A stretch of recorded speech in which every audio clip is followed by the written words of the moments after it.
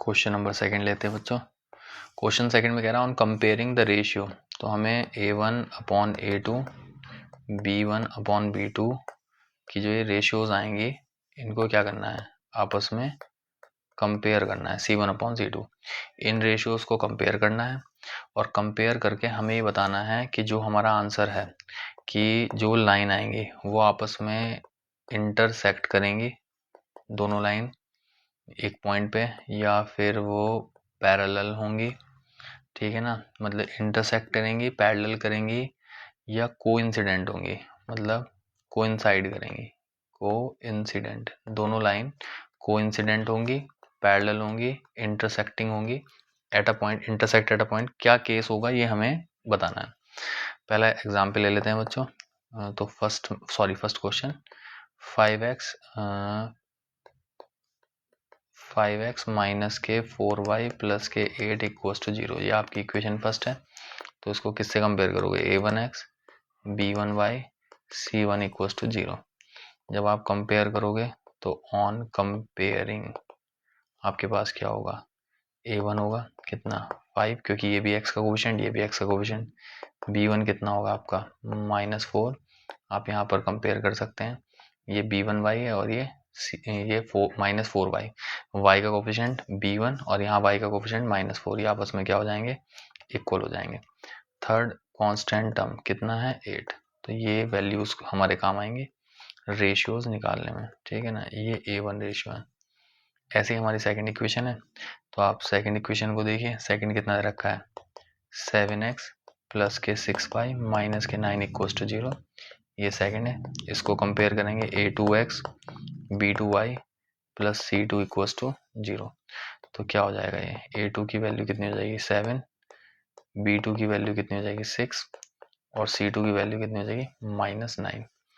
ठीक है बच्चों, तो ये आपके पास a2 b2 c2 हो गया।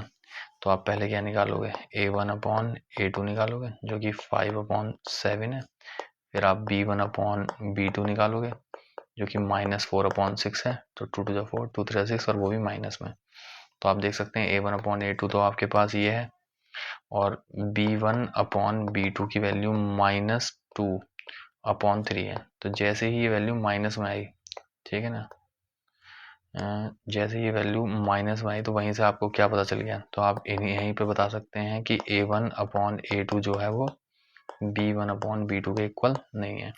और अगर ये रेशो आपस में इक्वल नहीं होंगी तो लाइंस क्या होंगे, L1 L2 lines are intersecting, ठीक है ना, एट अ पॉइंट, और वो पॉइंट क्या होगा, यूनिक सॉल्यूशन। तो ये किसका केस होगा, यूनिक सॉल्यूशन का, ठीक है ना, समझ गए। अगर इसका ग्राफ बनाने जाते तो आपको ग्राफ कैसा मिलता, भाई आप L1 बनाते, ठीक है, L2 बनाते, तो वो किसी पॉइंट पे क्या करते, P पॉइंट पे इंटरसेक्ट, और इसके x और y के जो कोऑर्डिनेट होते वही आपका क्या होता, पूरे सिस्टम ऑफ इक्वेशन का सॉल्यूशन होता। ठीक है बच्चों, क्लियर हुआ आपको। इसका सेकंड पार्ट देख लीजिए आप। देखो सेकंड पार्ट कितना आसान है, 9x प्लस 3y प्लस के 12 इक्वल्स टू 0, इक्वेशन फर्स्ट।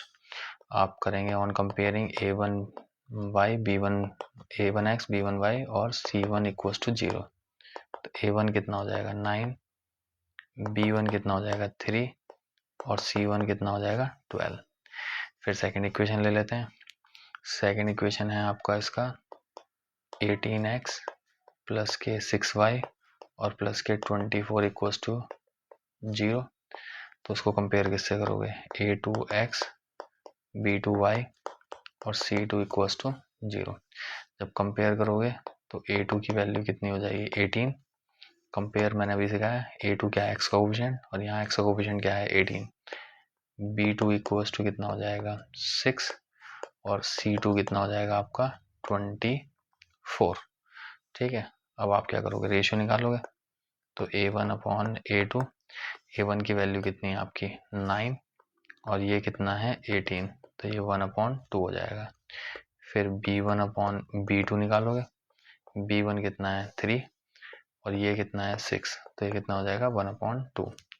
इसके बाद आप c1 अपॉन c2 निकालोगे, c1 कितना है आपका C1 है आपका 12 और C2 24 है, तो ये 12/24, ये भी कितना हो जाएगा 1/2।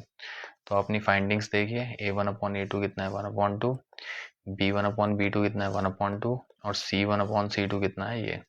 तो हम यहाँ पर लिख सकते हैं देयरफॉर कि A1/A2 जो है वो B1/B2 और C1/C2 के इक्वल है, क्योंकि सबके सब किसके इक्वल है 1/2 के। और अगर ये सबके सब इक्वल होते हैं आपस में, जितने भी रेशियोज हैं A1/A2 B1/B2, अगर ये आपस में इक्वल हैं तो ये लाइंस क्या हो जाएंगे, कोइंसिडेंट हो जाएंगे। लाइंस आर कोइंसिडेंट, कोइंसिडेंट, ठीक है ना, सही से लिख सकते हो।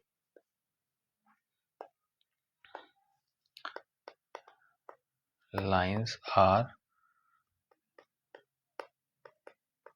कोइंसिडेंट, इसका मीनिंग क्या है, इसका मतलब ये है कि आपकी जो एल लाइन बनेगी, जैसे आपकी एल लाइन बन गई, ठीक है ना, सॉरी ये फर्स्ट इक्वेशन के लिए L1 बन गई, तो L2 जो होगी वो इसके ऊपर ही बनेगी, ठीक है ना, वो इसके ऊपर ही। तो दोनों लाइन क्या करेंगे, कॉन्साइड ईच अदर, कॉन्साइड कह दो या फिर ओवरलैप कह दो, एक दूसरे को क्या करेंगे, ओवरलैप। तो ऐसे केस में क्या होता है, इनफाइनाइट सॉल्यूशन, क्या होते हैं इस केस में, इनफाइनाइटली मैनी सॉल्यूशन, क्योंकि दोनों लाइन के इनफाइनाइट पॉइंट्स क्या होंगे, इन कॉमन, और सभी के जो कोऑर्डिनेट होंगे वो सबके पूरे सिस्टम ऑफ इक्वेशन का क्या होगा, सॉल्यूशन होगा। ठीक है भाई, थर्ड केस देखते हैं।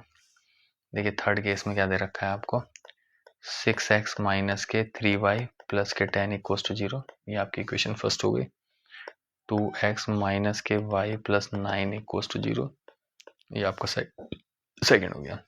तो आप इनको a1x plus b1y plus c1 equal to 0 and a2x b2y plus के c2 इक्वल टू 0, इनसे क्या करोगे, कंपेयर करोगे। तो जब आप इन्हें कंपेयर करोगे तो a1 की वैल्यू, b1 की वैल्यू और c1 की वैल्यू, फिर a2 की वैल्यू, b2 की वैल्यू और c2 की वैल्यू, ये आपके सामने ही है। मैं कंपेयर करो पहली इक्वेशन को इससे, तो a1 कितना हो जाएगा 6, ये -3 और ये कितना हो जाएगा 10, a2 कितना हो जाएगा 2, ये हो जाएगा -y। भाई इसको कंपेयर इससे करो, इसके साथ क्या है -1 कोफिशिएंट और ये कितना है 9, ठीक है। अब आपको क्या निकालना है, अब आपको निकालना है रेशियो। तो a1/a2 निकालोगे तो ये 6/2 कितना हो जाएगा 3/1 यानी 3। फिर आप निकाल सकते हैं b1/b2, तो b1 कितना है -3, ये कितना -1, तो ये भी कितना हो जाएगा 3।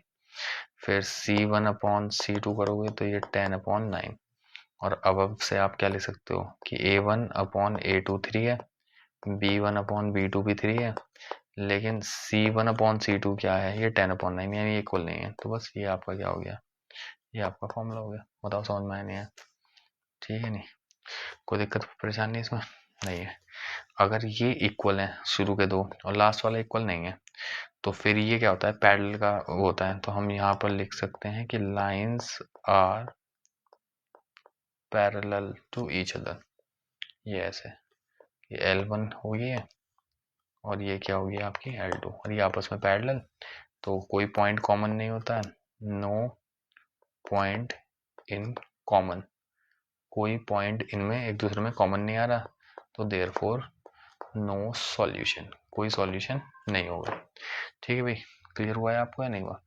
अब देखिए नेक्स्ट क्वेश्चन जो है बिल्कुल सेम ही है, तो उसमें करना क्या है कि जब नो सॉल्यूशन वाली यानी ये वाली आएगा तो सिस्टम कैसा हो जाएगा आपका, इनकंसिस्टेंट, क्या हो जाएगा, इनकंसिस्टेंट। और अगर सॉल्यूशन वाला आएगा, जैसे इससे पहले में क्या है कि ये वाला कैसे इनफाइनाइट सॉल्यूशन वाला, तो यह सॉल्यूशन तो है, तो इसको कहते हैं हम कंसिस्टेंट, क्या कहते हैं इसको, कंसिस्टेंट।